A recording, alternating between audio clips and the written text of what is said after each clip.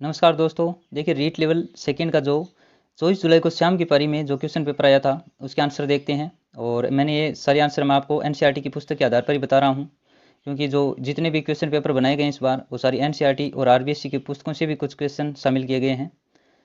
तो देखते हैं, चलिए। वर्तमान रूप में उपलब्ध भगवान महावीर एवं उनके अनुयायियों की शिक्षाएं हैं वो लगभग 1500 वर्ष पूर्व गुजरात में है वो किस स्थान पर लिखी गई थी। तो देखिए ये जो क्वेश्चन है हमने मॉडल पेपर में भी किया था, किस प्रकार से कि जैन धर्म की शिक्षाएं लगभग जैन धर्म की शिक्षाएं वो किस स्थान पर लिखी गई थी, ऐसे कुछ क्वेश्चन मैंने आपको दिया था और उसका सही आंसर था वल्लभी। और ये क्वेश्चन है थोड़ा सा बदलाव किया है, जैन धर्म की जगह वहाँ पर क्या कर दिया है, भगवान महावीर और उनके अनुयायियों की शिक्षाएं दे दी। तो आपका ये आंसर है वो बिल्कुल सही हुआ होगा अगर आपने मॉडल पेपर हल किए हैं। जो हमने 10 मॉडल पेपर किए थे उसमें से 24 जुलाई को जो एग्ज़ाम हुए हैं सुबह वाली पारी और शाम की पारी को, उसमें लगभग बहुत काफ़ी क्वेश्चन आए हैं।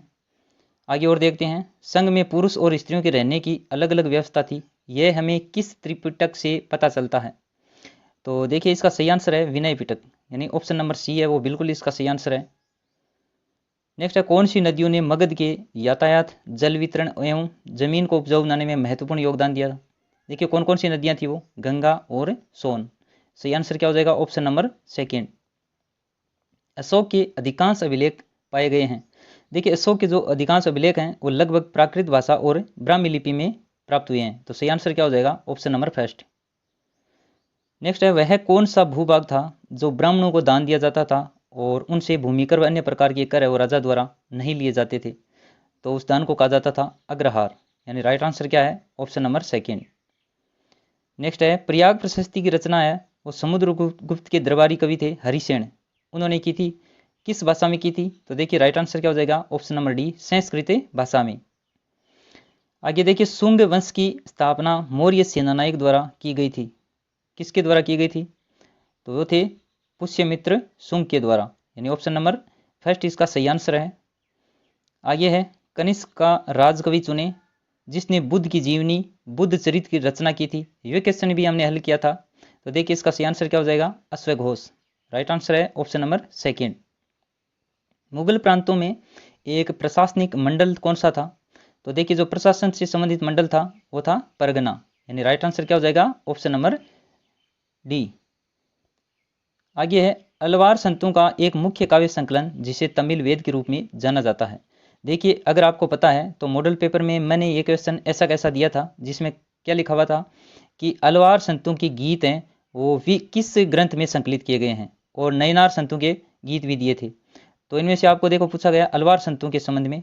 तो उम्मीद है आपने ये क्वेश्चन बिल्कुल सही किया होगा। मैंने उसका नाम दिया था दिव्य प्रबंधम, और यहाँ पर जो पूरा नाम है नलीरा दिव्य प्रबंधम। तो राइट आंसर क्या हो जाएगा, ऑप्शन नंबर 4। आप देख सकते हैं मॉडल पेपर में आपको ये क्वेश्चन बिल्कुल मिल जाएगा ऐसा खासा। आगे है, मुगल शासक जहांगीर की माता वो किस राजपूत वंश से संबंधित थी। तो देखिए इसका जो सही आंसर है वो है ऑप्शन नंबर फर्स्ट, कछवा वंश से। चलिए नेक्स्ट है, ये फल एक दिन हमारे ही मुंह में आकर गिरेगा। 1851 में गवर्नर जनरल लॉर्ड डलहौजी ने यह कथन है वो किस रियासत के बारे में कहा था। तो एनसीईआरटी की पुस्तक में ये फैक्ट है बिल्कुल अच्छी तरह से दिया गया है और ये काफ़ी इंपॉर्टेंट भी है। देखिए इसका सही आंसर है वो जाएगा ऑप्शन नंबर बी, अवध के बारे में ये बताया गया था। नेक्स्ट है, प्रत्यक्ष कार्यवाही दिवस हेतु कौन सा दिन है निर्धारित किया गया था। तो देखिए इसका जो सही आंसर हो जाएगा वो है 16 अगस्त 1946 को। किस संविधान संशोधन के द्वारा भारत में वयस्क मताधिकार की आयु है वो 21 वर्ष से घटाकर 18 वर्ष की गई थी। तो देखिए किस संविधान संशोधन के द्वारा की गई थी, 61वें संविधान संशोधन के द्वारा। राइट आंसर क्या हो जाएगा, ऑप्शन नंबर सेकेंड। आगे, भारत के संविधान की प्रस्तावना में कौन सी विशेषता नहीं है। देखिए इस बार जो संविधान की विशेषता वाला टॉपिक है उनमें से निश्चित रूप से प्रश्न पूछे गए हैं और प्रस्तावना से जुड़े हुए। तो देखिए इसमें कौन सी है वो शामिल नहीं है, पंथ निरपेक्षता, राजनीतिक न्याय, संघीय शासन दिया गया है और प्रतिष्ठा की है वो समानता दी गई है। देखिए इसका जो सही आंसर है वो हो जाएगा ऑप्शन नंबर बी, संघीय शासन है उसका उल्लेख इसमें नहीं है। बाकी पंथ निरपेक्षता, राजनीतिक न्याय और प्रतिष्ठा की समानता है वो बिल्कुल सही है। नेक्स्ट है, भारत की संविधान निर्मात्री सभा के उपाध्यक्ष कौन थे। देखिए संविधान निर्मात्री सभा के जो उपाध्यक्ष थे वो थे हरेंद्र मुखर्जी, यानी राइट आंसर है option number D, H C Mukherjee. आगे संपत्ति का अधिकार वर्तमान में भारत के संविधान के किस अनुच्छेद में वर्णित किया गया है? तो देखिए जो संपत्ति का अधिकार है वो मिलता है 300 क के अंतर्गत, यानी राइट आंसर क्या हो जाएगा? Option number 3। नेक्स्ट है 6 से 14 वर्ष उम्र के बालकों को शिक्षा के अवसर उपलब्ध कराने हेतु कौन सा संविधान संशोधन किया गया है? तो देखिए इसका जो सही आंसर है वो जाएगा 86वां संविधान संशोधन के अंतर्गत, यानी राइट आंसर है ऑप्शन नंबर 3। नेक्स्ट है भारत के उपराष्ट्रपति के निर्वाचक मंडल में कौन शामिल हैं? तो देखिए संसद के मनोनीत सदस्य, यानी संसद के दोनों प्रकार के सदस्य निर्वाचित और मनोनीत दोनों शामिल होते हैं। तो इसका right answer option number A होगा। बी और डी बिल्कुल नहीं होगा, क्योंकि विधानमंडल के किसी भी प्रकार के सदस्य चाहे निर्वाचित हो या मनोनीत, वो उपराष्ट्रपति के निर्वाचक मंडल में शामिल नहीं होते हैं। तो राइट आंसर क्या हो जाएगा? Option number 1। यहाँ पर देखिए मनोनीत दिया हुआ है, निर्वाचित नहीं दिया गया है। अगर वो होता तो दोनों होते, संसद के मनोनीत और निर्वाचित सदस्य, लेकिन जो ऑप्शन में एक ही दिया है संसद के मनोनीत सदस्य, तो इसका सही आंसर हो जाएगा ऑप्शन नंबर फर्स्ट।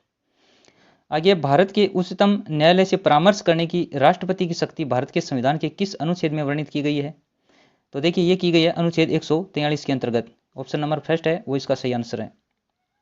भारत के संविधान के किस भाग में शहरी स्थानीय शासन वर्णित किया गया है? तो देखिए इसका जो वर्णन किया गया है वो है 9 भाग 9 क में।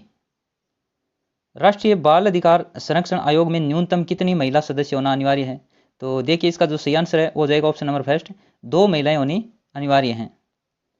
आगे भारत के संविधान के अनुच्छेद 74 के तहत राष्ट्रपति किसकी सलाह से कार्य करता है? तो देखिए इसका सही आंसर है वो जाएगा मंत्रिपरिषद की सलाह से कार्य करता है। और अनुच्छेद कौन सा है? अनुच्छेद 74 के तहत।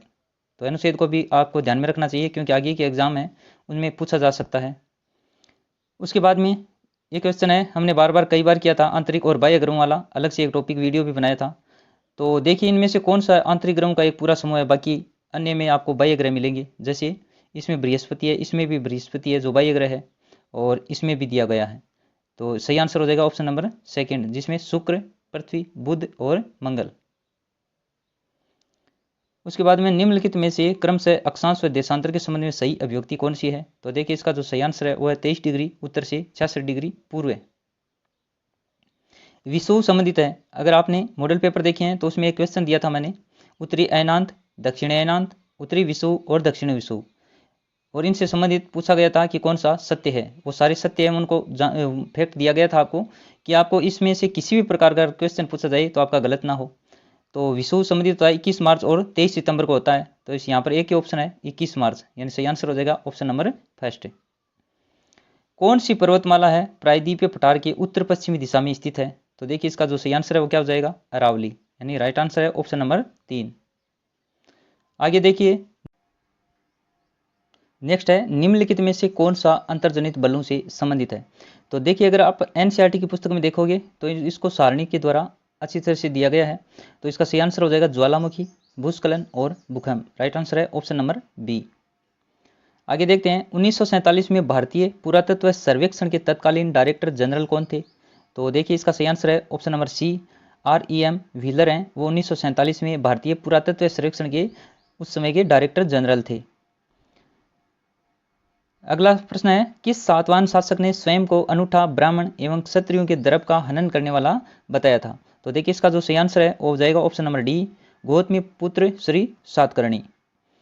नेक्स्ट देखते हैं, अगस्त माह में भारत में उपोष्ण कटिबंधीय पूर्वी जेट स्ट्रीम धारा है वो किस अक्षांश पर प्रवाहित होती है? तो देखिए इसका जो सही आंसर है वो हो जाएगा ऑप्शन नंबर बी, 15 डिग्री उत्तर में। नेक्स्ट है, राजस्थान के भौतिक प्रदेशों का उत्तर से दक्षिण दिशा में अवस्थिति का सही क्रम बताना है। तो देखिए आप सबसे पहले शेखावाटी प्रदेश को लीजिए, जो एक में ही ऑप्शन में दिया गया, बाकी में नहीं है। अंत में देखोगे तो माई का मैदान 3 में दिया गया है। तो यहाँ से देखिए शेखावाटी प्रदेश, विंध्य श्रेणी, लूनी बेसिन, और उसके बाद में अंत में सबसे दक्षिण में माही का मैदान, यानी सही आंसर हो जाएगा ऑप्शन नंबर सी। निम्नलिखित में से अरब सागरीय अपवाह तंत्र का उदाहरण बताना इनमें से कौन सा है? तो देखिए इनमें जो ऑप्शन नंबर डी है, लूनी नदी की सहायक नदियां दी गई सभी जो अरब सागरीय अपवाह तंत्र का उदाहरण है, जोजड़ी, बांडी और जवाई। तो इसका सही आंसर हो जाएगा ऑप्शन नंबर डी। आगे देखते हैं, एक तरफ अभयारण्य का नाम दिया गया है और दूसरी तरफ उसके वन्य जीव, तो इसका मिलान करना है। तो देखिए जो राष्ट्रीय मरु उद्यान है वहाँ पर क्या हो जाएगा? गोडावन। उसके बाद में टोडगढ़ रावली में क्या हो जाएगा? तो इसका हो जाएगा तेंदुआ। सीता माता अभयारण्य की बात करें तो क्या हो जाएगा? उड़न गिलहरी। और माउंट आबू में क्या हो जाएगा? रीछ। तो इसका सही आंसर देख लीजिएगा इस प्रकार से मिलान करके। आगे सुमिलित करना है, एक तरफ खनिज दिए गए हैं और एक तरफ उनका उपभोग दिया गया है। तो देखिए सीसा जस्ता है, इसका उपभोग किस में किया जाता है, तो इसका सही आंसर हो जाएगा बैटरी अम्ल में। आगे तांबा, तांबा का उपयोग हो जाएगा विद्युत तार में। और जिप्सम में क्या हो जाएगा, जिप्सम है एक तरह का उर्वरक। और बचा फिर वोल्स्टोनाइट, जिसका सही आंसर हो जाएगा सी सिरेमिक। तो इस प्रकार से इसका मिलान करके इसका आंसर निकाल सकते हैं आप।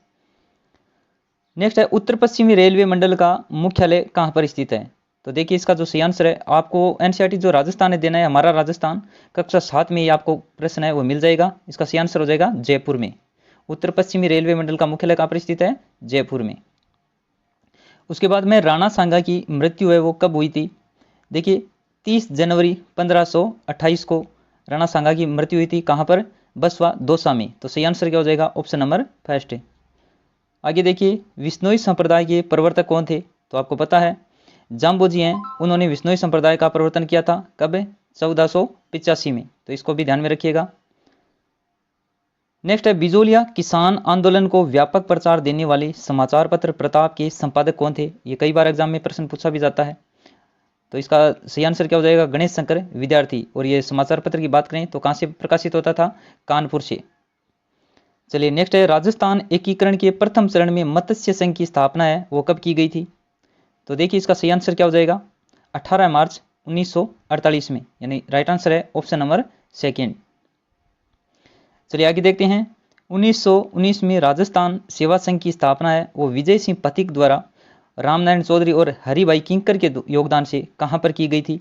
तो देखिए ये भी आरपीएससी के एग्जाम में कई बार आता है। सही आंसर क्या हो जाएगा, ऑप्शन नंबर डी, वर्धा में की गई थी। कब की गई थी, सन 1919 में। और किसके द्वारा की गई थी ये भी ध्यान में रखिएगा, विजय सिंह पथिक, रामनारायण चौधरी और हरिभाई किंकर। नेक्स्ट है पिछोला झील का निर्माण है वो किस शासक के काल में किया गया था। तो देखिए इसका सही आंसर है महाराणा लाखा के समय, option number B. Sawai Jai Singh द्वारा लिखित जय सिंह कारिका नामक ग्रंथ है वो किस विषय से संबंधित है। तो ये ज्योतिष नामक विषय, ज्योतिष विषय से संबंधित है। सही आंसर क्या हो जाएगा, ऑप्शन नंबर फर्स्ट। आगे है पिछवाई चित्रांकन है वो किस चित्रकला शैली से संबंधित है। राजस्थान अध्ययन कक्षा 10 में चित्र शैलियाँ और दुर्ग के विवरण दिए गए हैं, वहाँ से आपने पढ़ा होगा कि पिछवाई चित्रांकन है वो नाथ द्वारा शैली से संबंधित है। तो ऑप्शन नंबर डी है वो बिल्कुल सही आंसर हो जाएगा इसका। देखिए आप किसी भी एग्जाम की तैयारी कर रहे हैं, एनसीईआरटी की जो राजस्थान अध्ययन है कक्षा 9 और 10 वो काफ़ी इंपॉर्टेंट है। प्रजामंडल आंदोलन से या अन्य किसान आंदोलन के लिए कक्षा 9 की, और राजस्थान की जो इतिहास और कला संस्कृति है उसके लिए कक्षा 10 की। काफ़ी क्वेश्चन है आपके वो कवर करती हैं, तो उनको जरूर पढ़िएगा प्रत्येक एग्जाम के लिए। आगे का क्वेश्चन है रांगड़ी और निमाड़ी किस राजस्थानी बोली की उपबोलियाँ हैं। तो बताइए मालवी, हाड़ौती, वागड़ी या फिर शेखवाटी। तो इसका सही आंसर हो जाएगा ऑप्शन नंबर फर्स्ट, ये है मालवी की उपबोलियाँ। कौन वागड़ की मीरा के नाम से भी जानी जाती थी। ये सारे फैक्ट हैं वो एनसीईआरटी कक्षा 10 में मिल जाएंगे आपको राजस्थान अध्ययन में। तो इसका सही आंसर है गौरीबाई, ऑप्शन नंबर बी। देखिए आगे है निम्नलिखित में से कौन सा सामाजिक विज्ञान का लक्ष्य नहीं है। तो ये शिक्षण विधियों से संबंधित हैं, इनको मैं छोड़ देता हूँ एक बार।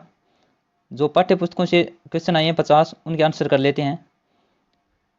कौन सी स्थायी पवनें 30 डिग्री दक्षिणी अक्षांशों से 60 डिग्री दक्षिणी अक्षांशों के मध्य प्रवाहित होती हैं। तो देखिए इसका सही आंसर क्या हो जाएगा, ऑप्शन नंबर सी, पछुआ पवनें हैं वो 30 डिग्री दक्षिण अक्षांश से और 60 डिग्री दक्षिणी अक्षांशों के मध्य प्रवाहित होती हैं। आगे है विली विली चक्रवात है वो कहाँ पर उत्पन्न होते हैं। तो आपने अगर हमने जो मॉडल पेपर किए थे वहाँ पर ये दिया गया था, टाइफून है, हरिकेन है, विली विली है, सारे के सारे मिलान करने वाला क्वेश्चन हमने बनाया था और इसके आधार पर आप सही कर सकते हैं। यह है पश्चिमी ऑस्ट्रेलिया में। आगे है निम्नलिखित महासागरीय धाराओं में से कौन सी धाराएं दक्षिणी अटलांटिक महासागर में स्थित हैं। तो इनमें देखिए आप ब्राजीलियन धारा और बेंगुला धारा, ये ऊपर के जो दोनों ऑप्शन हैं वो हो जाएंगे दक्षिणी अटलांटिक महासागर में, यानी इसका सही आंसर हो जाएगा ऑप्शन नंबर बी, जिसमें कौन कौन सी धाराएं हैं, ब्राजील धारा और बेंगुला की धारा। आगे की बात करें देहरादून, कोटली दून और पाटली दून स्थित हैं। ये क्वेश्चन भी मॉडल पेपर में हमने हल किया था कि दून कहाँ पर पाए जाते हैं। प्रश्न कैसे बनाया था, दून कहाँ पर पाए जाते हैं। तो उसका मैंने आंसर आपको बताया था, हिमाचल व शिवालिक के मध्य पाए जाते हैं। तो देखिए मॉडल पेपर में से आपको काफ़ी हेल्प मिली होगी, कई क्वेश्चन हैं वो बिल्कुल वैसे के वैसे ही हैं, वो पूछ लिए गए हैं। तो आपके इसमें कितने प्रश्न हैं वो सही हो रहे हैं, कमेंट करके ज़रूर बताइएगा। Thank you.